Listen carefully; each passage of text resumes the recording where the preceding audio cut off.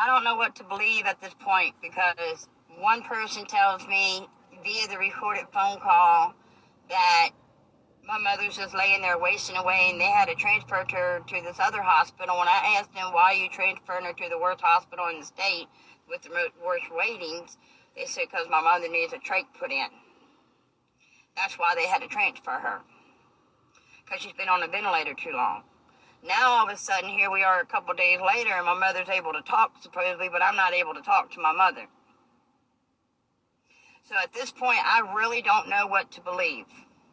But my aunt, your video is coming, and I'm going to tell you exactly what I think about you, so I'm not going to waste it on this one. But she can kiss where the sun don't shine, I can tell you that, because she ain't never been there for nothing. But I don't know. All I know is they hung up on my grandma. The lady that was with my grandma yesterday that was helping her call the hospital, they told her that if my grandma came down there, it would be pointless anyway. Like she's not even there. Today they tried to tell me my mother wasn't even there, that she'd never been in that hospital. And then hours later I get a phone call saying, oh, well, your mother said for us to call you.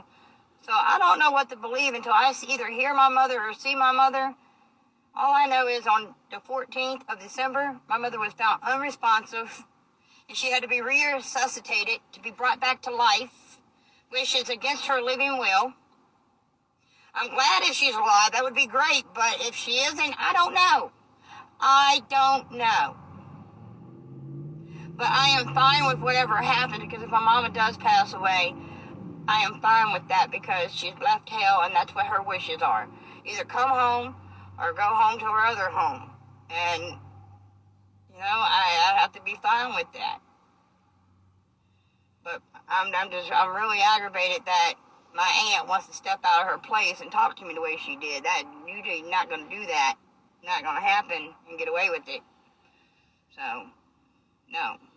I really hope that, they figure out how to either let me see my mother, or they put my mother on a phone and she can really talk.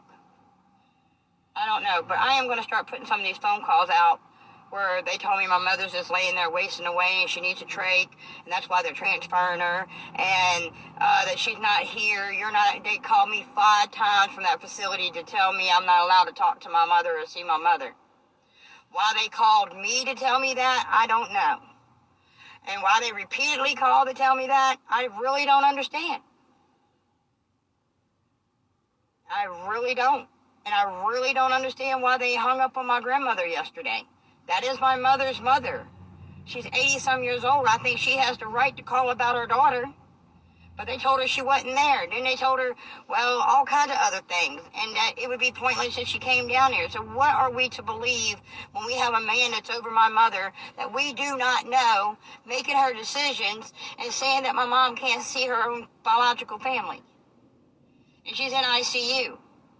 You tell me where in the hell does that happen at? I can tell you where it happened. It happened at Mississippi.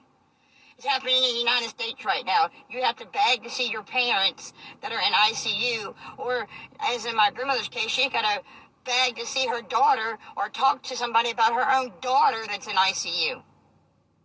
That's what's happening here in Mississippi in the United States of America right now. And it's really sad. Like that cop said yesterday, going out to the governor's mansion ain't going to get you nothing. Well, obviously, he got a doctor to supposedly call me today and tell me that supposedly my mother's able to communicate, but she ain't allowed to communicate with me. Doesn't make any sense now, does it? All I know is high-level criminals are involved in the kidnapping of my family and the cover-up of what's happening, and they're trying to make things look like they're not and like they are, but I know I have the recordings to prove what these people are telling me. And they're putting my family through an emotional roller coaster, not telling us anything. And one day their judgment day is going to come. And I swear to God, I pray every night that is 20 times worse than what y'all have done to my mama.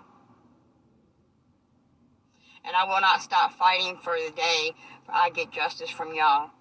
I don't have to put my hands on y'all. I don't have to be violent to y'all, because one day judgment is going to come for y'all. It can't stay this bad all the time. Too many people are waking up to what's going on in this country. So I don't know what's going on with my mother. I don't. Until I see or talk to her, I can't confirm or deny if my mother is living or dead. All I know is she was unresponsive on the 14th of December, and they had to bring her back to life. And she's been supposedly in ICU ever since. I don't believe anything until I see it with my own eyes and I can touch my mama's eye. Until then, I don't believe nothing. I just don't. But I'm fine with whatever happens.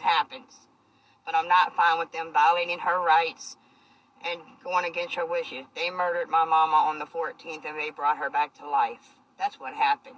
Because prior to that, I had my mother calling me and telling me she was hit in the head and she can identify the 3 people that did it.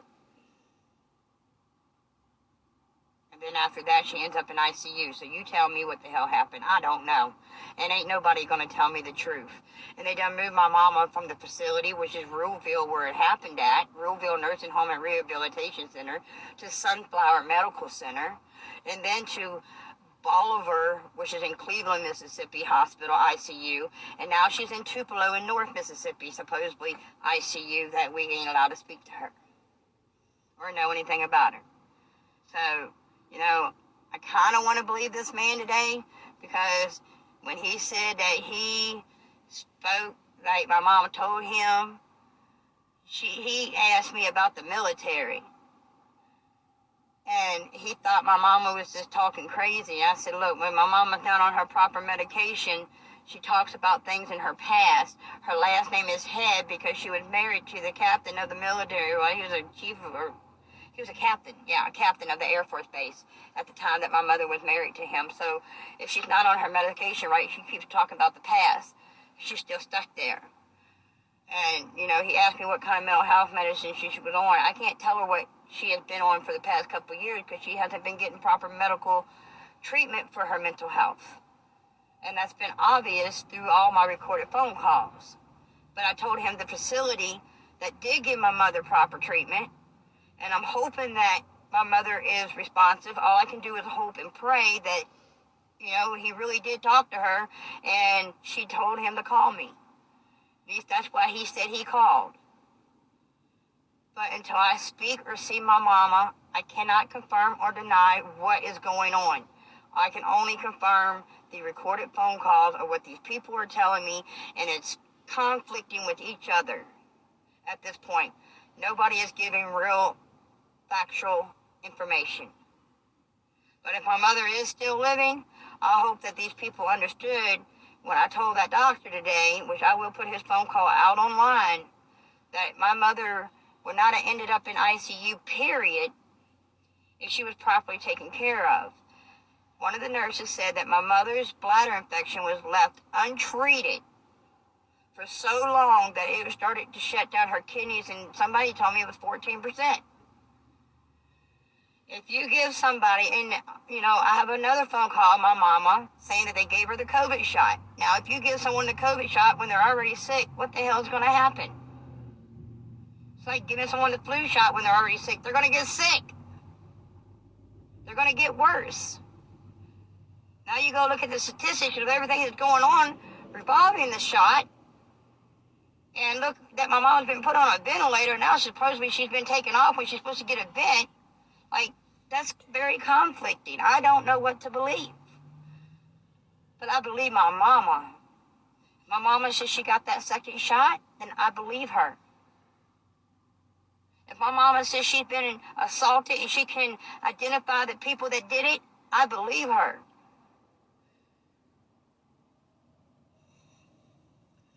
Like, yesterday when I went out there to the governor's mansion and I spoke about her living will, I spoke with my grandma about this too. I didn't want to even bring it up. But my mama does have a living will, and it's not to be here. She does not want to be put on any machines to keep herself alive. And if they didn't put her on any machine, she would already be dead. That I do know. And if she is on a machine, they're violating her rights. If she's talking and she's not on a machine, that is great. I won't believe it until I see it. That's all I can say. Much love.